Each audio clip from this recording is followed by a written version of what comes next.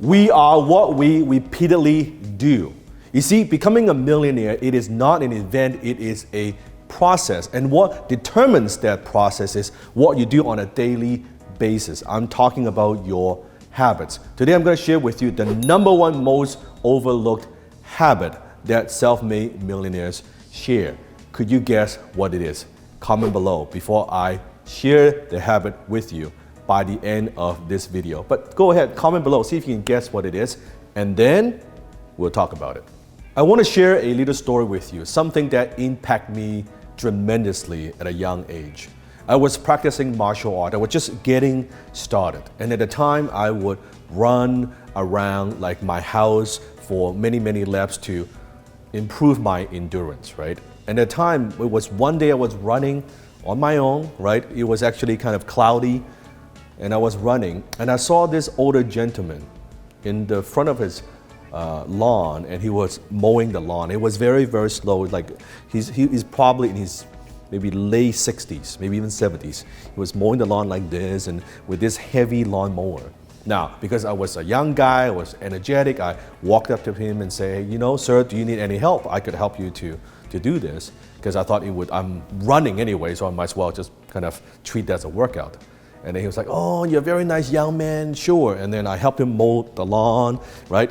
And after I finished, he pulled out from his pocket $20. So he gave me 20 bucks. Now I took that 20 bucks, I looked at it, it's like, wow. And I thought that was amazing. It was the first time that I earned a little bit of money through my labor, kind of delivering a service in exchange of money. It was amazing. Like now I'm in business. So I thought to myself, I wonder what other people might need this service as well, right? Now, there's only one problem. I didn't have the money to buy the lawnmower. So not knowing anything, being naive, and also not being afraid to ask, I asked this older gentleman, I asked him, you know, sir, I could see that, this is like a few weeks later. Sir, you know, you have this lawnmower, you know, do you think, can I borrow your lawnmower, right? And in exchange, I would come mow your lawn every single week for free, no charge. And he said to me, you know, young man, I'm too old to use this heavy lawnmower anyway. No problem, you'll use it as long as you take good care of it. And I said, no problem, I would gas it up, I would sharpen the blade, I would make sure that this lawnmower is taken care of. That's now, with no money, because the lawnmower costs $1,000, the kind of like a no money kind of down deal, and now I have a little lawnmower. Now I'm in business, right? And now I remember I would go around the neighborhood and I would knock on different doors. Say, hey, you know, I offer lawn mowing service. Here's a little business card, and that I had, I printed out, and no one would hire me. And my aunt, who is my mom's friend, used to run a little printing shop, like printing out business cards and flyers and posters and all those things. And I struck a deal with her, and I said, you know, Aunt, I'm just getting started. I'm a young entrepreneur, and I have this lawn mowing business, but I don't have money to do any advertising, you know. And I know you want more business. Why don't we do this? You print out a bunch of flyers to talk about your printing service. I would help you to distribute the flyers around the neighborhood. In exchange, you know, because a flyer has two sides, can I put my lawn mowing business, right, lawn care business on the other side, right? And I would do this. And she said, oh, sure, why not, right? Doesn't cost her a lot, very little. So I ran around the neighborhood and I distribute all these flyers, thousands and thousands and thousands of them, right? And I ran home because I knew my phone would ring off the hook. Thousands of flyers, right? I'm a hardworking kid. I'm gonna make some money doing this so I can support my mom. So I went home and I sat in front of the telephone. I was like, oh, I'm gonna be busy. I don't know if I'm gonna have time for school anymore, right? I'm even already thinking I'm gonna be like mowing lawn, you know, 3 nights a week and how much I could earn doing all of that stuff, right? First day, no phone call. Second day, no phone call. Third day, no phone call. Now I'm looking at the flyer. Did I print the wrong phone number? It must be because I printed the wrong phone number.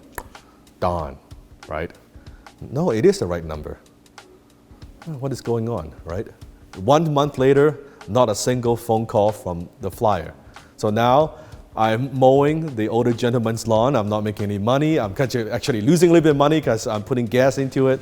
Now I'm running around not getting any client. I thought, oh my goodness, I'm going to be out of business. This is it. I'm done. Right? My first venture, huge failure. And before I gave up, I thought of something. And I'm going to ask you, how did I get that first client in the first place? How did I earn that first $20? Comment below. What did I do? I thought to myself, it's very interesting because I was just running that day and I saw there's a need, someone in need of help, and I helped that person with no motivation or not even an agenda of earning anything. It's just I helped the person and the person gave me a little bit of money. So I added value before I asked anything in return. So I went to a different neighborhood nearby. It was a beautiful neighborhood, more affluent neighborhood. And I picked the most beautiful home that I could find, but with the worst lawn, okay? So then I found this house, and the lawns, like the grass were like this high. It was crazy. Beautiful home, spectacular home, but it was like this. No one was taking care of the lawn. So here's what I did. Now, I'm not advocating this.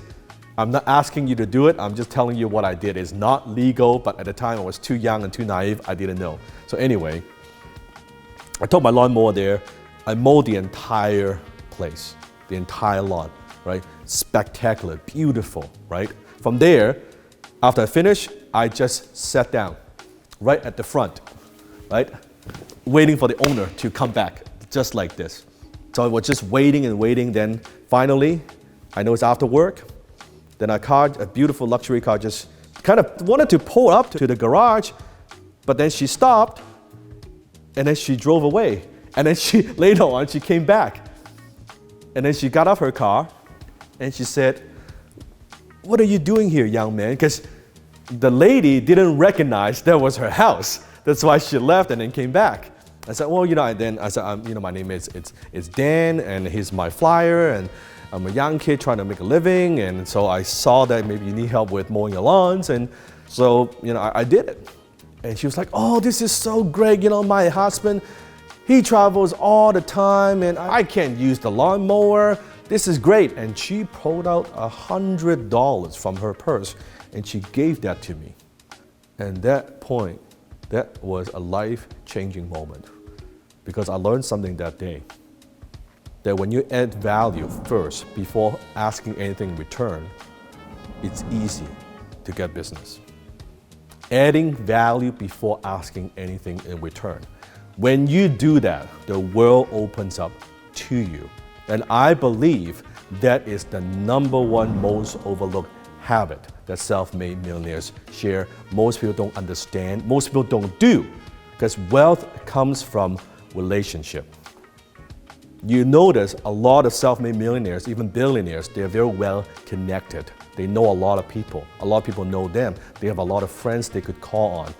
There was one person that I saw on Facebook, and he's always posting photos of him with other like celebrity or expert or different types of people, and trying to look good and trying to make himself look better than he actually is.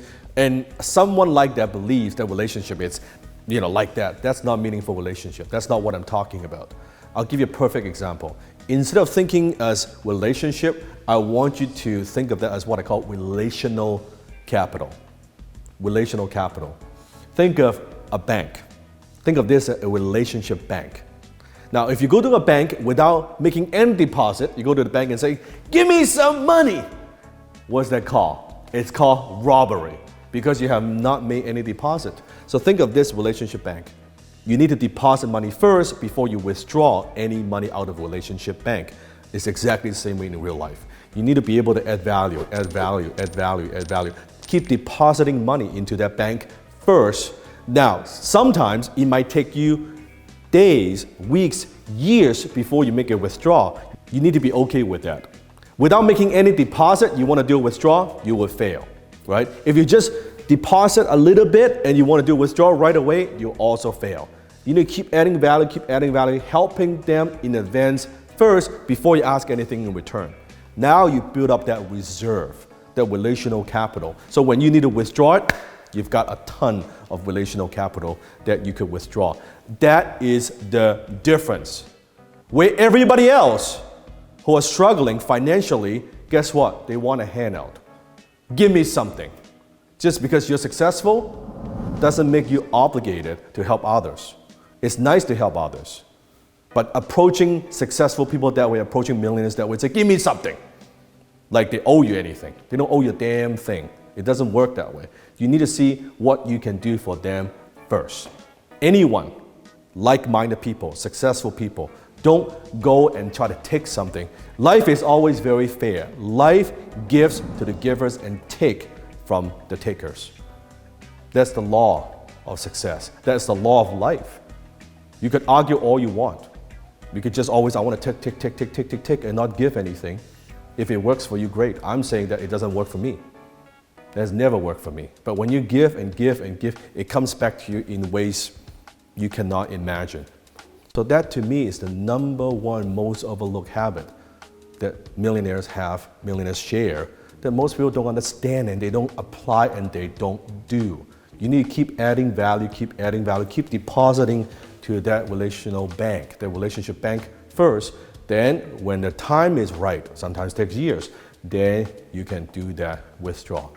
Comment below and see if this gives you that aha moment, if that makes you think about things a little differently. Just not what you do, is how you approach relationships. I would challenge you to find someone who is wealthy, who doesn't have a lot of meaningful relationship. It doesn't work that way. That's how life works. If this is the first time you're watching my video, make sure you comment below and hit the subscribe button and turn on notification. Every single day I upload a video like this that helps you to think a little differently. Until then, I'll see you next time.